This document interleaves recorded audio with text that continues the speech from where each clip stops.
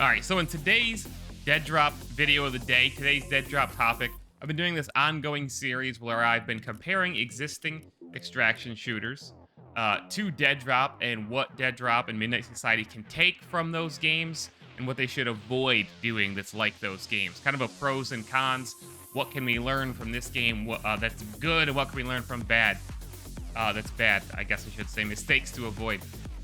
So today I'm doing the big one. Escape from Tarkov. This is kind of I don't know if I'd call it the father of the extraction genre, but it's definitely the biggest and most prominent one, especially since it's been around for a while. It started kind of the hype train that has become extraction games. But on top of that, Call of Duty DMZ is pretty big, but that's more like a mode, I would say, than a standalone game. It's still within the Call of Duty space, which is something that is a strength to that game, but maybe a weakness as well.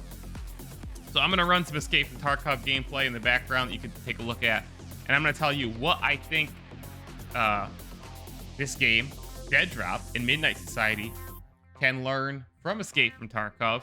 Like I said, I've been doing a whole series like this. I've done one basically with Hunt Showdown, with Marauders, with a game called Hell is Others. This is an ongoing series with other extraction shooters and as DMZ as well. But today we're going to do Tarkov, which, warning, I have still not played. I've obviously learned a lot about it. I've watched a lot about it. And I actually took some community feedback on this one and asked people, what features do you think Tarkov should carry over, or Deadrop should implement, I guess I should say, or avoid.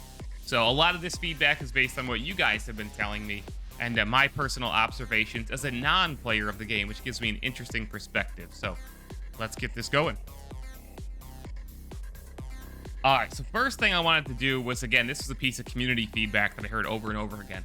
What's the number one thing that Deadrop should implement and Midnight Society should kind of try to duplicate that Tarkov does really, really well? A lot of people obviously love the hardcore elements of the game. It's very punishing, very unforgiving. But the other big thing that everybody kept mentioning was the atmosphere and the immersion. And if you watch Escape from Tarkov gameplay, it is very, I don't want to say scary, but it has a very unique hardcore vibe to it. Again, in the gameplay you're watching right now, you've got like a sunset or sunrise going on. It's kind of feels very natural. And you're out in the woods sometimes. Like, people like that element of the game, and I don't think Deadrop is going to be anywhere near the same setting.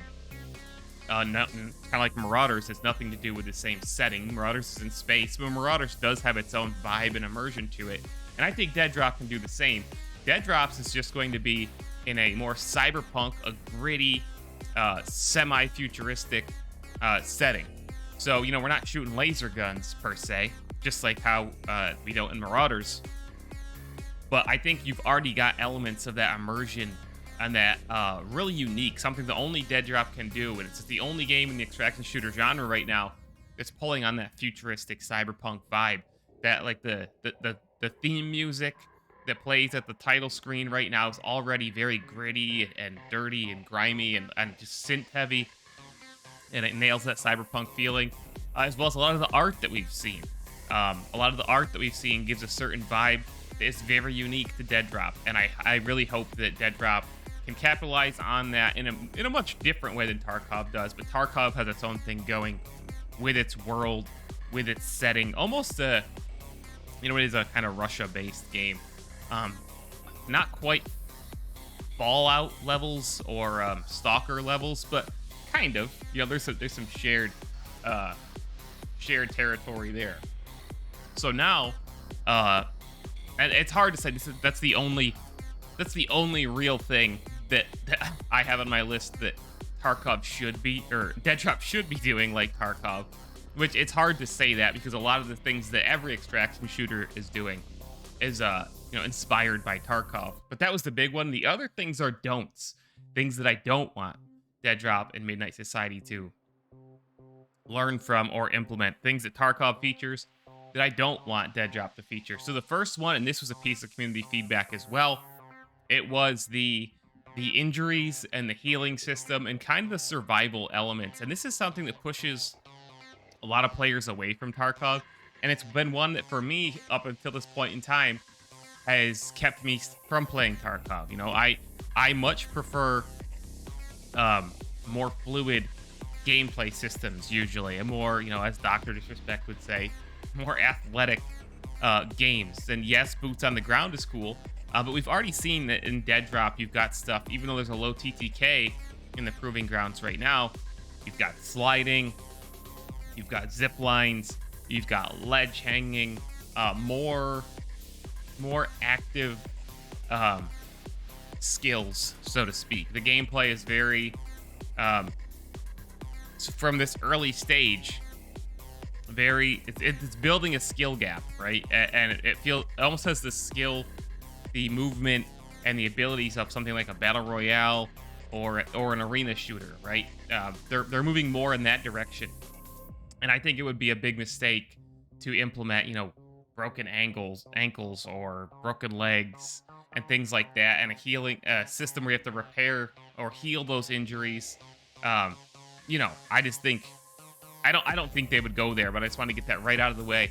And that's something that a lot of players don't like about Tarkov, and they've said right out loud, you know, don't put this in Deadrop. And that goes with the eating and drinking, which Tarkov does, and also some other games do. For example, Marauders has a system where you have to drink water to keep your what is the word that I'm looking for? Not fitness, but stamina. Keep your stamina up. You have to drink water. I don't think Deadrop should go that direction. I don't think they will, but just putting it out there. Okay, the second thing I want to go with is the scav and PMC system. Again, I know a lot of people love this about Tarkov, and I hear everybody talk about scav runs and this and that, and I just don't think that. I think something that the extraction shooter genre needs to do, although these hardcore games are important to it, and that's one of the things that make extraction shooters great. I think that one of the things to go truly mainstream and big, which is what, you know, DMZ attempts to do as well, is make it a little more mainstream, make it easier to understand, easier to approach and get into. And I don't think a system where you have one main character and then a randomly generated character, I think that's something that, to me as a player, as somebody who hasn't played the game yet, even I hear that and I'm just like, what's going on here? Is there too much to learn? And I know it's not that complicated. Like, you could figure it out very quickly. But to me, I hope Deadrop is just the constant, you know, one character type of thing, and not generating other modes of play and such. So that's one. The other thing, I've done a whole video about this, wipes. I don't particularly like the idea of wipes. It doesn't really, like, I understand the point of it. It's to incentivize you. Okay, we're starting over, and it's to get you back in that gameplay loop and raise the risk reward element again for players who've built up a lot of stuff or just something like that. But much what I would rather see, and I've said this in previous videos, and if you're a subscriber to my channel or you come to my live streams, you've heard me say this, something that I would prefer, and that I haven't really seen the extraction shooter do well yet, is something like seasonal stories and seasonal content. And it seems like a natural progression for extraction shooters, where, you know, almost like Destiny 2 does, it tells a seasonal story. I would much prefer that as my end game, so to speak. I don't love the idea of, okay, the content that we're getting is you have to start over. I mean, you could pair that wipe with other content, like, hey, here's a new map, or here's whatever. But I think wipes being the main form of content isn't super interesting to me. I'd much rather see a more involved level of actual progression, whether that be story progression or some form of character progression, like in The Division, where you're actually earning things for your character to stay with your character. Deadrop might not go that way, but I would like to see them tell stories in the Deadrop universe. I'd like to see Midnight Society write stories, because again, it's a cyberpunk environment. They've already got some cool lore things going on, and I have a video about the world and lore of Deadrop right on the channel, so check that out. And I just think that would really be be nice and would help push the extraction shooter genre forward. And we've seen multiplayer-only games get very good at telling stories and narratives. We've seen games like Overwatch and Apex Legends really tell stories and make you care about characters only through multiplayer games, right? Whether it's seasonal cutscenes or battle pass lore drops or whatever. And that's something that, as I understand it, Tarkov still isn't really doing. They're not really telling a story, but I would really like to see Deadrop do that instead of just focusing on wipes.